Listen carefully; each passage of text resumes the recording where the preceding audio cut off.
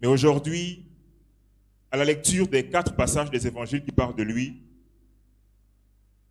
nous allons tirer des informations qui, en deuxième partie, vont nous donner les leçons, 3 leçons pour nous aujourd'hui. Alors, la première lecture qu'on fera de la compréhension du personnage de Joseph d'Arimathée se trouve dans Luc, l'évangile de Luc, le chapitre 23, du verset 49 au verset 56. L'évangile de Luc, le chapitre 23, du verset 49 au verset 46. Donc, si vous avez trouvé, je vais lire.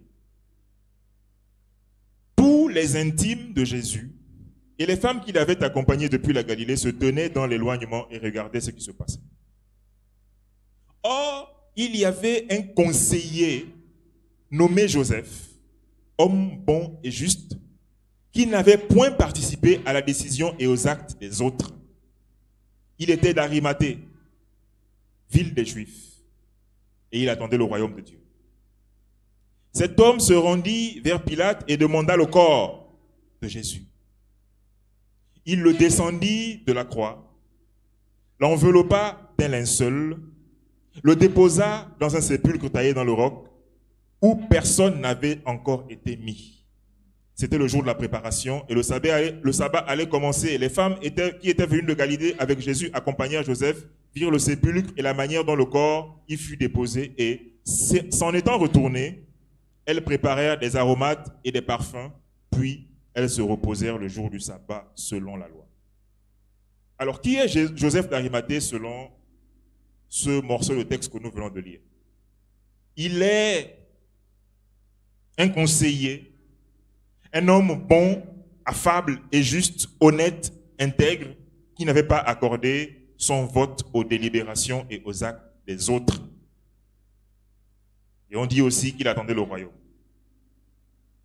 En fait, ce qui attire mon attention dans cette portion, il y a plusieurs mots-clés, hein, pour ceux qui font les résumés, tout ce qu'il y a comme technique, voilà, vous qui êtes fort en français là.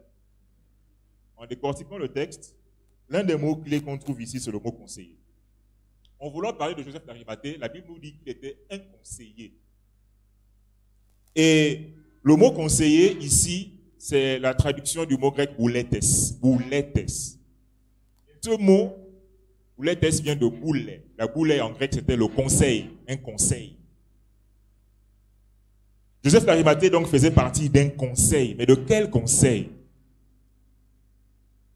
Les informations se recoupent et nous font comprendre que Joseph d'Arimathée faisait partie du seul conseil qui prévalait à l'époque à Jérusalem et qui régnait quasiment sur la vie de tout le peuple juif, qu'on appelait le Sanhédrin. Joseph d'Arimathée était membre du Sanhédrin. Mais c'était quoi le Sanhédrin? Le Sanhédrin était une sorte d'assemblée législative et à la fois de cour suprême.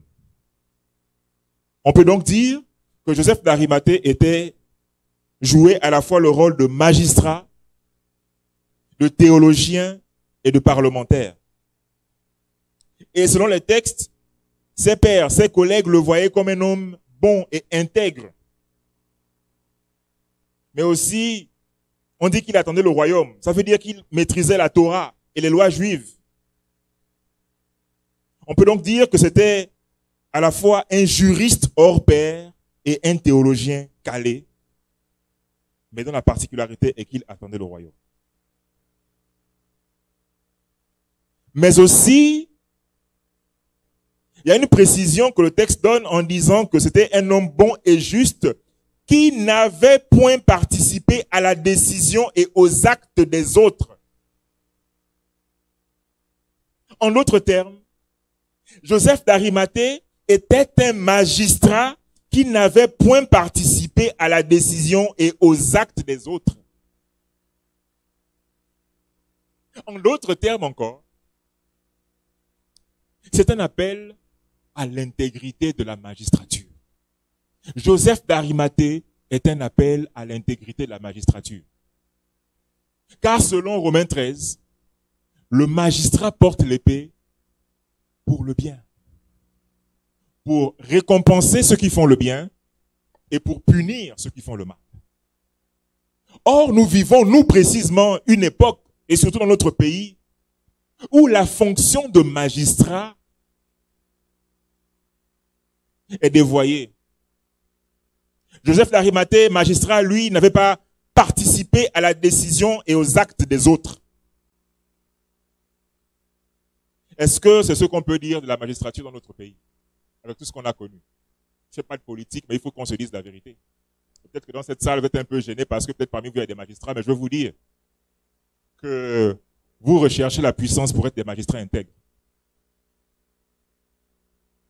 La recherche de la puissance, c'est pas pour épater les gens dans l'église. La recherche de la puissance, c'est dans le cadre de l'exercice d'une fonction aussi importante, qui d'ailleurs est régie par les lois du ciel, puisque même la Bible reconnaît aux magistrats la fonction de la régulation du bien et du mal dans la cité.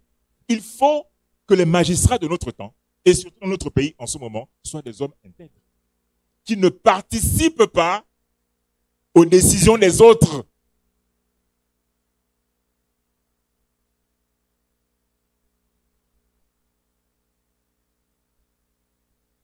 Joseph d'Arimathée n'était pas qu'un magistrat, parce que Boulettes, membre du Sanhédrin, voulait dire qu'il faisait partie d'une assemblée législative, donc c'était un parlementaire. Il était à la fois magistrat et parlementaire. Nous vivons une époque où nous avons besoin de parlementaires qui ne s'associent pas aux décisions des autres. Mais ce jour-là, à Jérusalem, le grand conseil suprême du pays, la cour constitutionnelle de l'époque, se réunit pour frauduleusement condamner le Messie. Et ce jour-là, Joseph d'Arimathée, un homme de destinée, dit, moi, je ne participe pas à des choses comme ça. La recherche de la puissance, c'est pour t'aider à ne pas participer aux choses de bandits. C'est pas pour pleurer et crier ici. C'est pour influencer la cité.